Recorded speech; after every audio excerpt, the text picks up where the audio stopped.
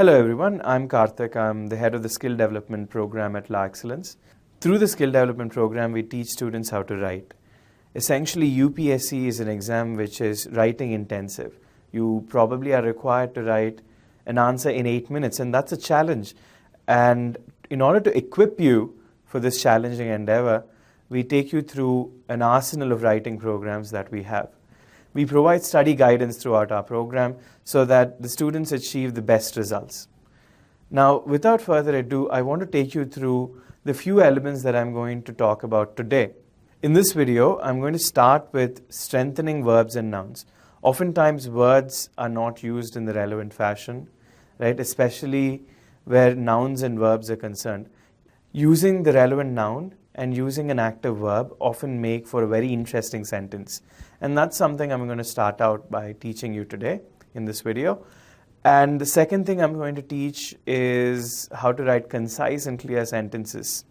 The second thing this video is going to deal with is the writing of concise and clear sentences. And these are really helpful. Being clear means that the person reading your paper is going to have an easier time, and thus the reward is going to be much greater for writing clear answers. Lastly, I'm going to show how cohesion and clarity needs to be maintained in a paragraph. That is, maintaining logical sequence and at the same time maintaining connectivity as well in a paragraph. Okay, so these are the three things that we're going to deal with. In this video, I'm going to spend a lot of time on showing how sentences with greater clarity can be written, because I feel that that's a part where most students have a great deal of difficulty. Okay, without further ado, let's get into analyzing one of the papers of a topper. G. Madhuri has received the 144th rank in the UPSC exam this year. La Excellence is proud to have guided her through this journey, and we're going to look at her paper and analyze how we have guided her so that the students get a practical exposure to condensing their sentences, improving their verb usage, and at the same time improving their paragraphs as well. So let's look into it. All right, let's first look into the aspect about using the relevant nouns, right? Now, I want you to understand what this means essentially. Using relevant nouns means that you have to use nouns that make sense, make the most sense. For instance, when you're talking about a democracy, you should be talking about representatives of leaders and not be talking about rulers, because the word ruler is associated with autocracies and dictatorships, right? So that's how a relevant noun kind of surfaces. And at the same time, the verbs that you use should be the verbs that allow you to use active voice sentences, because this way the sentence is clear, crisp, and short. Okay, I'll demonstrate how to use an active verb in a later video, but for today, we'll limit ourselves to seeing how to use nouns that best fit a particular sentence or a particular argument. Okay, now let's see. The student here has written a particular paragraph about the government providing services, right? Let me read it out for you so that it is much better understood.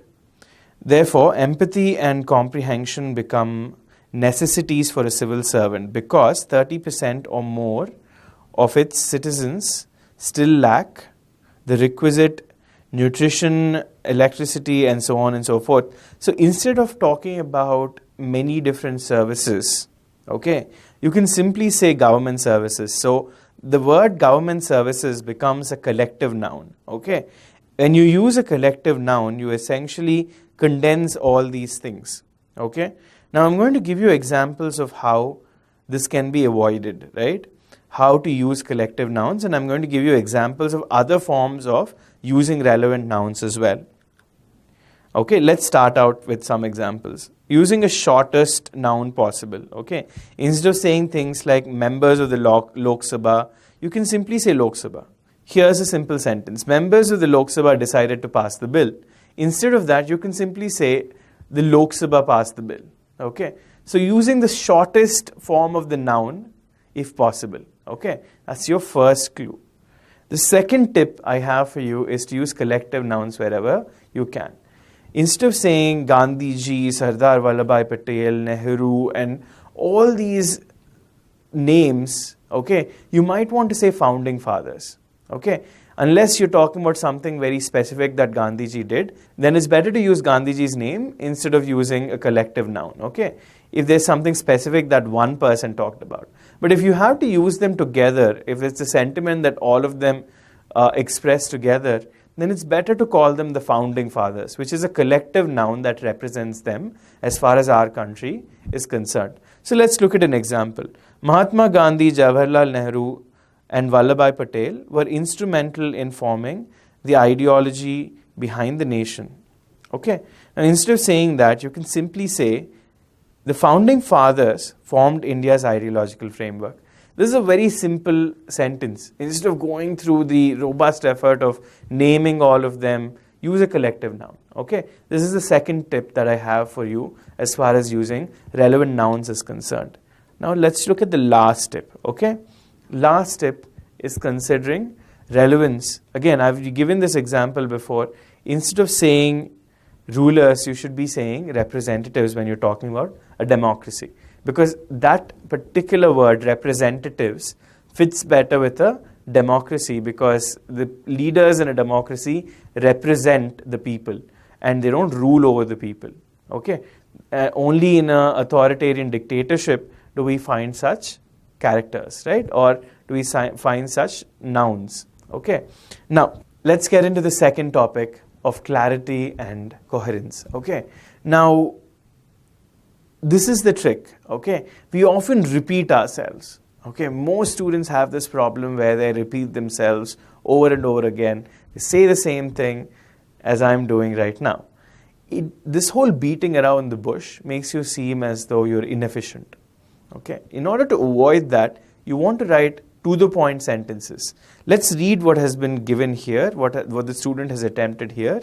Okay, and once we get into Madhuri's sentence, I'll show you how to improve her sentences so that we can get into a very crisp way of writing the same sentences or to convey the whole meaning of the entire thing that she has written. Okay. In these cases, a man with aptitude becomes even more dangerous as he successfully achieves outcomes that are not conducive to the society. Now, I would say that there isn't a great amount of clarity in this paragraph, okay? There is low clarity, okay? Second one, a corrupt officer can use his intelligence to cheat, manipulate the system, leading to lack of outcomes and fail in overall efficiency. Now, here there's repetition. Cheat and manipulate mean the same thing, but they have been used twice, okay? Again, system leading to lack of outcomes. Okay, now lack of outcomes and fail in overall efficiency could be said together instead of saying them separately. They can be said together. Okay, the final sentence is pretty succinct. Okay, therefore, aptitude without integrity makes civil servant an intelligent devil. Now, this is what we call a statement, a grand statement at the end, right? You can say this, but if you say it with little to no grammatical accuracy, it doesn't have the same effect. Okay, so we're going to look at all these things and we're going to change them. Okay, let's see. All right, here are some crisp and coherent ways of writing this. Okay, these are concise and clear sentences. Let's look at them, right? A capable man without integrity might skillfully cheat the society. Further, manipulative civil servants decrease the efficiency of the system. Ultimately, corruption causes suffering as the poor depend on efficient governance. Okay? To escape an intelligent devil, integrity and aptitude must be matched. Okay? Now, as I'm saying this, I've added an extra point and I've strengthened the whole argument altogether because I avoided repetition. I condensed all my sentences. Instead of saying this whole first paragraph, okay, this first paragraph that she has, okay, or the first sentence that she has, instead of saying the very long sentence, what I've simply done is, a capable man without integrity might skillfully cheat the society. Okay, I've said it in one single sentence instead of beating around the bush and creating long narratives. Okay, And you will also see that these points are connected by saying further, ultimately, and this is a grand statement at the end. So it doesn't have the connectivity. It just stands as a standalone at the end, okay? Now, further and ultimately are connecting the arguments, okay? As you can see, instead of beating around the bush, I've simply condensed the sentence and said it in one go. Manipulative civil servants decrease the efficiency of the system. Corruption causes suffering as the poor depend on efficient governance. Now, think about it. Any governance system, when it fails, the poor suffer a great deal. The crop insurance system is a good example of this, right? There are many different things that we can talk about here, where a lack of efficient governance has caused enormous amount of suffering for the poor. So we are adding this very important statement here to tie up this whole argument, which couldn't have been done if we write very lengthy statements, right? You could say more if you write short and succinct statements. That's the benefit of doing this, ultimately. Now, let's get to the next part, right? Now, definitions I know are very tricky, right? We often tend to bother about where to put what and how to do the defining of a particular statement and everything. And definitions are very important as well, because knowing how to properly define something is integral to the UPSC exam. There are at least 5 or 6 questions you get in every paper which rely on you defining the terms very nicely at the very beginning. Okay, so learning this is a very good thing, and I will get into this before I teach you. The last thing I want to teach you is to how to carry out logic in your paragraph. Okay, I'll teach you how to define properly. Now, here's a definition that is not very good in our students' paper.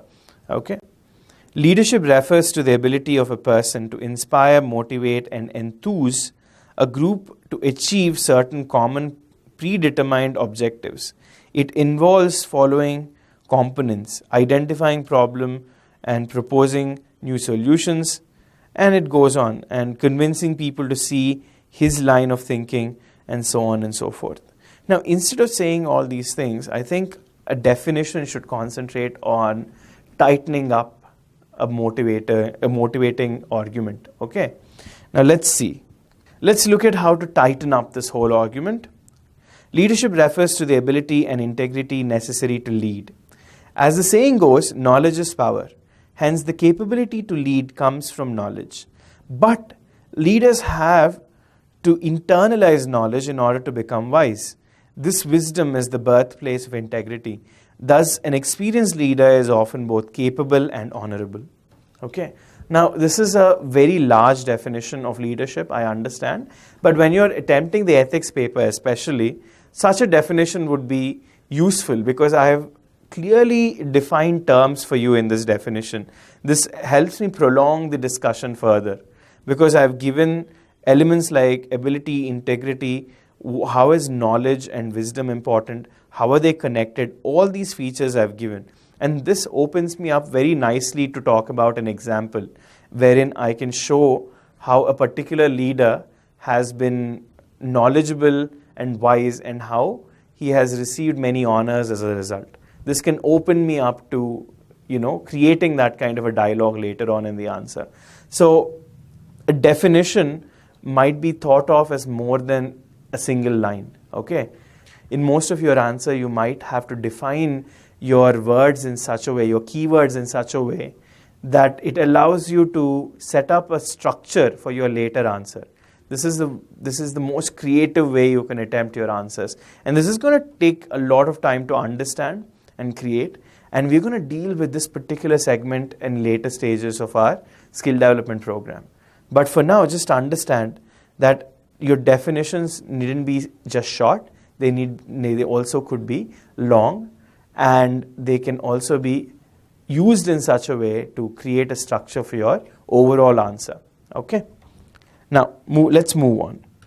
The reason why I wanted to show you how to define properly is because of this particular question. Empathy without emotional intelligence is dangerous for a civil servant. Do you agree with this? Illustrate your opinion with an example. Now, the student has not been able to define very well, also formulate connectivity between the two definitions needed. Okay, empathy refers to the ability of a person to step into another's shoes to understand the cause of pain and suffering. To empathy to be effective, emotional intelligence, that is, the ability to perceive and understand others' thoughts, their emotions without explicitly expressing it, is of paramount importance. Now, there are two problems. The definition for emotional intelligence comes up very abruptly, and the connection between the two definitions is not established. Also, both these definitions are very long, they don't make sense.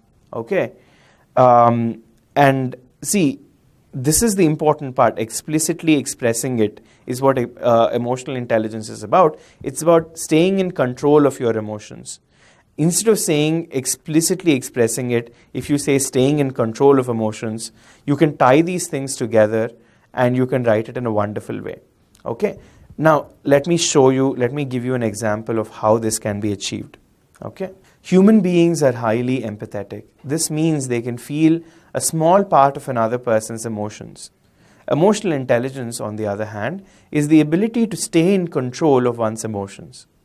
A leader must not only feel the pain of his people, but must also remain in control to take action. There are many examples of this in our country's history. Okay? And then you give the example and you actually use the terms you set out in the upcoming example that you have given. Everything must be interactive in your answer. The terms that you're setting out initially must be interacting with the example that you're going to give out later. So you can see that I have connected everything. Now the word emotions I've given here so that it formulates a connection with empathy. Okay? Empathy has a lot to do with understanding people's strong emotions. Okay? And feeling them yourself, feeling a small part of them yourself. It doesn't just have to be sadness and pain, right? It could be any emotions. If someone else is happy, I could be happy as a result. A small part of his happiness seeps into my consciousness as well.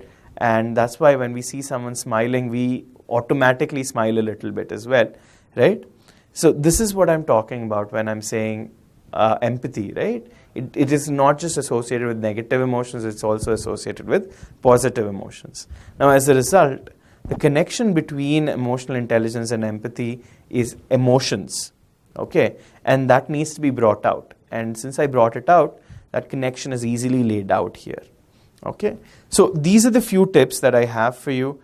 As you can see, this paragraph is very well connected, right? When I say here I've connected through emotions, when you end a sentence with emotions and start with emotional intelligence, one can easily see the connection between the things.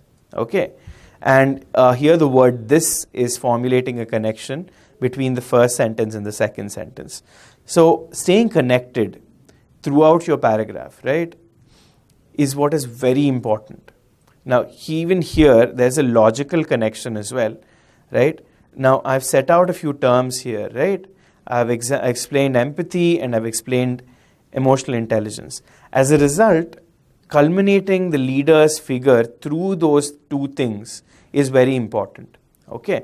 And I've defined a leader through those two things. A leader must not only feel the pain of his people, but must remain in control to take actions. Okay, if he is desperate and he's feeling their pain and remains in pain himself and loses hope, that means that nothing is going to get done. As a result, he should remain in control to take actions, and that's a good quality in a leader, is what I'm trying to say here. Okay, and we'll take ourselves through an example of a leader from the national movement, or a contemporary leader, and showcase how they are emotionally intelligent at the same time empathetic as well, and that will end our answer. Okay, I hope you have understood the terms that I've set out in this class. Thank you very much for listening to my video. You have a wonderful day ahead, and I'll get back to you soon.